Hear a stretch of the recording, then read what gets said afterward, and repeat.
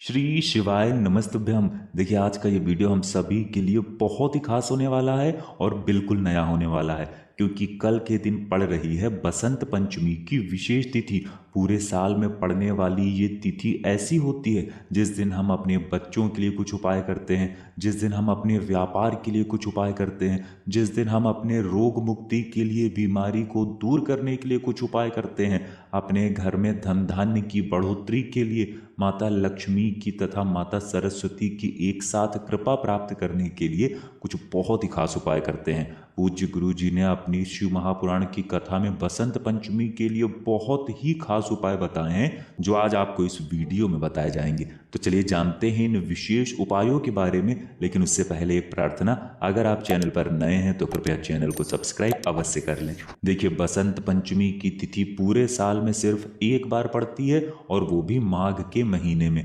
माघ के पवित्र महीने में पड़ने वाली ये विशेष तिथि हमारे लिए बहुत ही खास होती है। इसलिए आज इस वीडियो में पूज्य गुरु जी द्वारा जो उपाय बताए जा रहे हैं उनमें से कोई भी एक उपाय आप कर लीजिएगा।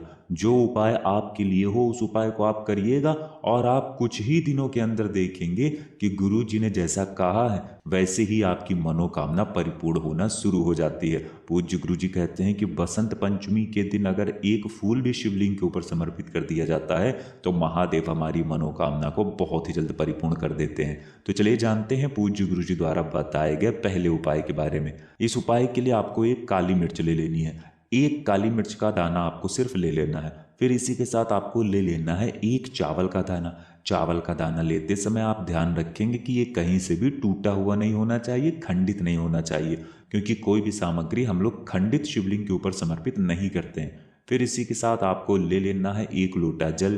तांबे के पात्र में आपको जल लेना है। बस आपको ध्यान रखना है कि ये जल आप अपने किचन से लेंगे। फिर सबसे आखिर में आपको ले लेना है थोड़ा सा लाल चंदन।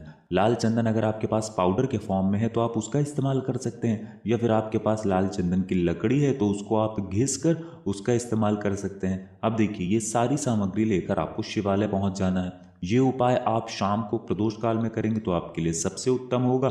नहीं तो फिर अगर आपके पास शाम को टाइम नहीं है तो फिर आप सुबह भी इस उपाय को कर सकते हैं। शिवालय पहुंचने के बाद ये सारी सामग्री आपको इस एक लोटे जल में डाल लेनी है। आपको एक काली मिर्च इसे एक लोटे जल में डाल लेनी है। श्री शिवाय नमस्तुभ्यम मंत्र का स्मरण कर लेना है। एक चावल का दाना डाल लेना है। श्री शिवाय नमस्तुभ्यम मंत्र का स्मरण कर लेना है। और आपने जो लाल चंदन का पाउडर लिया है उसको भी आप इसे एक लोटे जल में डाल लेंगे और श्री शिवाय नमस्तुभ्यम मंत्र का स्मरण कर लेंगे। अब आपका ये एक लोटे जल का मिश्रण तैयार हो गया है। देखिए ये सारी सामग्री आप शिवलिंग के सामने ही डालिएगा। अब देखिए आपको शिवलिंग में दक्षिण दिशा में बैठना है, ये ध्यान रखिएगा, और उत्तर दिशा की तरफ आपको अपना फेस करना है। लेकिन इसी के साथ पूज्य गुरु जी कहते हैं कि अगर शिवालय में भीड़ है तो फिर आप किसी भी दिशा में बैठकर शिवलिंग की पूजा प्रार्थना कर सकते हैं। अब इस एक लोटे जल के मिश्रण को आप धीरे धीरे शिवलिंग के ऊपर समर्पित करते जाइए, तथा लगातार शिव महापुराण के मूल मंत्र श्री शिवाय नमस्तुभ्यम या फिर ओम नमः शिवाय, इन दोनों में से किसी भी एक मंत्र का स्मरण करते जाइए। गुरु जी कहते हैं कि जल आपको इतने धीरे समर्पित करना होता है कि जल समर्पित करते करते आप कम से कम 11 बार या 21 बार श्री शिवाय नमस्तुभ्यम मंत्र का स्मरण जरूर कर लिया करें। उसके बाद वहीं शिवलिंग के सामने बैठे बैठे आपकी जो भी मनोकामना है उस मनोकामना का स्मरण कर लीजिए। महादेव से उस मनोकामना को पूर्ण करने की प्रार्थना कर लीजिए और फिर वापस अपने घर आ जाइए। गुरु जी ने कहा कि माघ मास में पड़ने वाली इस विशेष बसंत पंचमी के दिन अगर कोई भी व्यक्ति इस उपाय को कर लेता है तो उसकी मनोकामना महादेव की कृपा से बहुत ही जल्द परिपूर्ण हो जाती है। तो दोस्तों इस विशेष उपाय को आप जरूर करिएगा। आप जानते हैं गुरु जी द्वारा बताए गए दूसरे खास उपाय के बारे में, जो आपके जीवन में धन की वृद्धि करने के लिए, धन धान्य के भंडार को भरने के लिए। इस उपाय के लिए आपको थोड़ा सा जल ले लेना है। जल आप चाहें तो एक कटोरी में ले लें या फिर एक छोटे से ग्लास में ले लें। ये जल आप चाहें तो स्टील के पात्र में ले लें या फिर तांबे के पात्र में ले लें। किसी भी पात्र में आप थोड़ा सा जल ले सकते हैं। और इसी के साथ आपको गुड़ के थोड़े से छोटे छोटे टुकड़े ले लेने हैं। देखिए इस गुड़ को आप पीस लीजिएगा, यानी इस गुड़ को आप बिल्कुल महीन महीन कर लीजिएगा और इसी जल में मिला लीजिएगा। अगर आप कटोरी में जल ले रहे हैं तो आपको सिर्फ आधी कटोरी जल लेना है और इसमें ये छोटा छोटा गुड़ का टुकड़ा करके इसको अच्छे से मिला लेना है। इसको पूरा अच्छे से जल में मिक्स कर लेना है, यानी ये गुड़ जल में पूरा मिक्स हो जाए। अब ये गुड़ वाला जल लेकर आपको पहुंच जाना है तुलसी जी के पौधे के सामने। ये उपाय बताते समय पूज्य गुरु जी ने अपनी शिव महापुराण की कथा के दौरान ये कहा था कि अगर कोई रिक्शा चालक भी इस उपाय को कर लेता है तो सिर्फ कुछ ही महीनों के अंदर उसके जीवन की सारी गरीबी समाप्त हो जाती है। इसलिए आप इस उपाय को बहुत ही ध्यान से समझिएगा।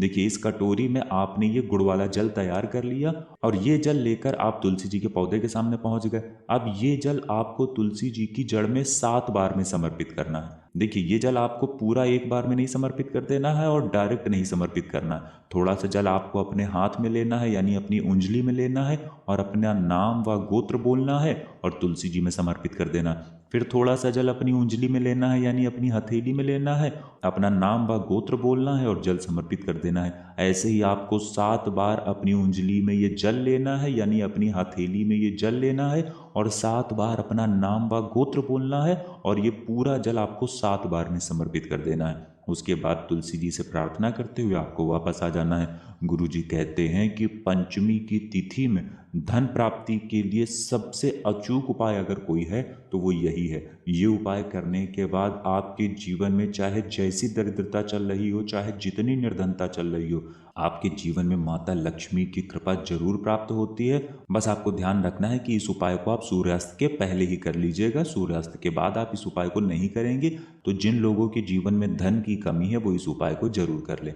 अब जानते हैं गुरु जी द्वारा बताए गए तीसरे उपाय के बारे में, जो आपकी बीमारी को दूर करने के लिए है, रोगों को समाप्त करने के लिए है। देखिए, इस उपाय के लिए आपको लेना है सरसों के फूल। सरसों के जो पीले रंग के फूल होते हैं वो आपको 108 ले लेने हैं। गुरु जी ने बसंत पंचमी का सबसे अच्छा उपाय बताया था और उन्होंने कहा था अगर रोग बीमारी आपका पीछा ही नहीं छोड़ रही है, लगातार डॉक्टरों को दिखा दिखा कर परेशान हो चुके हैं, इलाज करवा करवा के थक चुके हैं, आपको लग रहा है कि आपके शरीर में ऐसा रोग हो गया है जो अब ठीक ही नहीं हो सकता, तो गुरु जी ने कहा कि ये उपाय सिर्फ इस बसंत पंचमी के दिन करिएगा और आप स्वयं ही कुछ ही दिनों के अंदर या कुछ ही महीनों के अंदर देखेंगे कि आपकी बीमारी धीरे धीरे समाप्त होना प्रारंभ हो गई है। इस उपाय के लिए आपको 108 सरसों के फूल ले लेने हैं। सामने स्क्रीन पर आपको ये पीले पीले फूल दिखाए जा रहे हैं, ये सरसों के फूल होते हैं और बसंत पंचमी के दिन आपको ये फूलों की दुकान पे आसानी से मिल सकते हैं। तो आपके घर के आसपास जो फूलों की दुकान हो वहाँ पर आप जाकर जरूर देखिएगा।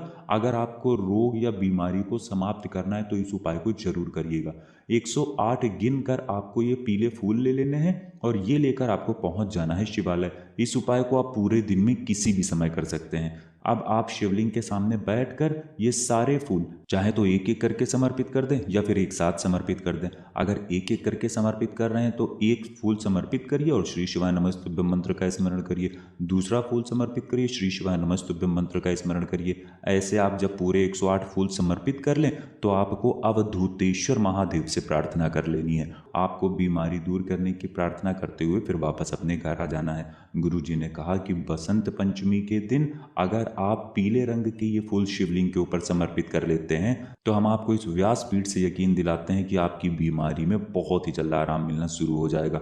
आप जानते हैं गुरु जी द्वारा बताए गए चौथे उपाय के बारे में, जो सबसे आखिरी उपाय है। देखिए, ये उपाय आपको अपने बच्चों के लिए करना है। इस उपाय के लिए भी आपको ये पीले रंग के फूल ले लेने हैं, यानी ये सरसों के फूल लेने हैं, लेकिन आपको सिर्फ 31 सरसों के फूल लेने हैं। जिन लोगों के बच्चे पढ़ाई लिखाई में कमज़ोर हैं, जिन लोगों के बच्चे बिगड़ रहे हैं, जिन लोगों के बच्चे उनकी बात नहीं मानते हैं, तो ऐसे बच्चों के लिए आपको ये उपाय करना है। अगर बच्चा स्वयं ये उपाय करता है तो बहुत ही अच्छा होगा, और अगर बच्चा स्वयं नहीं कर पाता है तो उस बच्चे से इन फूलों को स्पर्श करवा के आप ये उपाय कर सकते हैं। देखिए, आपको 31 फूल ले लेने हैं और ये सारे फूल लेकर आपको शिवालय पहुंच जाना है। शिवालय पहुंचने के बाद ये पूरे 31 के 31 फूल आप चाहें तो एक साथ शिवलिंग के ऊपर समर्पित कर दें या फिर एक एक करके समर्पित कर दें और श्री शिवाय नमस्तुभ्यं मंत्र का स्मरण करते जाएं। उसके बाद आपको सबसे आखिर में अवधूतेश्वर महादेव से प्रार्थना कर लेनी है। अगर बच्चे ये उपाय कर रहे हैं तो अपने लिए प्रार्थना कर लें,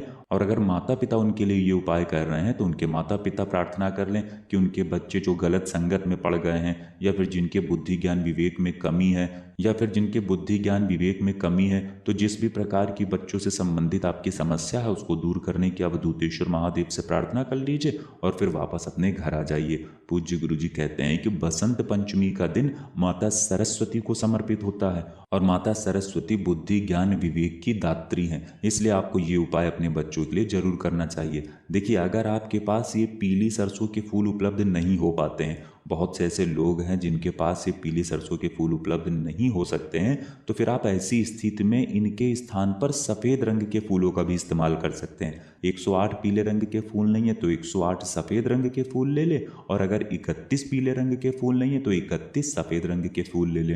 तो दोस्तों, ये थे पूज्य गुरुजी द्वारा बताए गए कुछ बहुत ही खास उपाय। अगर आपको जानकारी अच्छी लगी हो तो वीडियो लाइक करिएगा। मिलते हैं फिर एक नए वीडियो के साथ। श्री शिवाय नमस्तुभ्यम।